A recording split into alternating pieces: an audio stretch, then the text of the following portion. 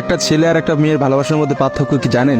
একটা মেয়ে একটা ছেলেকে পাগলের মতো ততক্ষণ পর্যন্ত ভালোবাসে যতক্ষণ পর্যন্ত না সেই মেয়েটা ওই ছেলেটার থেকে ভালো কাউকে পায়। আর একটা ছেলে যখন একটা মেয়েকে ভালোবাসে, তাকে যদি পৃথিবীর সব থেকে সুন্দর মেয়েটাকেও এনে দেওয়া হয়, তবু ওই ছেলেটা তার সেই ভালোবাসার মানুষটাকেই চয়েস করবে। এটাই হচ্ছে একটা ছেলে আর একটা মেয়ের ভালোবাসার মধ্যে পার্থক্য।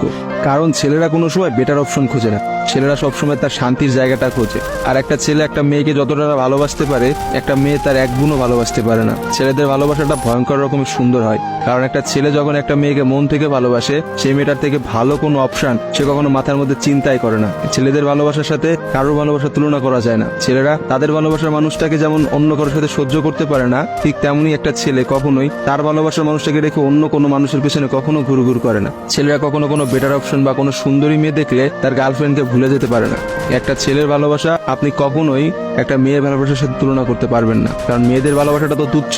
তারা একটু ভালো অপশন পাইলে, তারা একটু ভালো কাউকে পাইলে, বাইরে যেখানে দেখবে যে টাকা পয়সা আছে এমন কোনো জায়গা পেলে মেয়েরা সেখানেই ছুটে। তারা তাদের ভালোবাসার সম্পর্কটাকে ভুলে যেতে কোনো সময়ই নেয় না। একটা মেয়ে যত সহজে একটা ভালোবাসার সম্পর্ক ভুলে যায়, একটা ছেলে কিন্তু অত সহজে তার ভালোবাসার সম্পর্কটাকে ভুলতে পারে না। আপনি একটা জিনিস খেয়াল করে দেখেন তো, রাস্তার মোড়ে মোড়ে কতগুলা পাগল ঘুরে বেড়ায়। যে পাগলগুলোর মধ্যে ছেলেরা বেশি না মেয়েরা বেশি?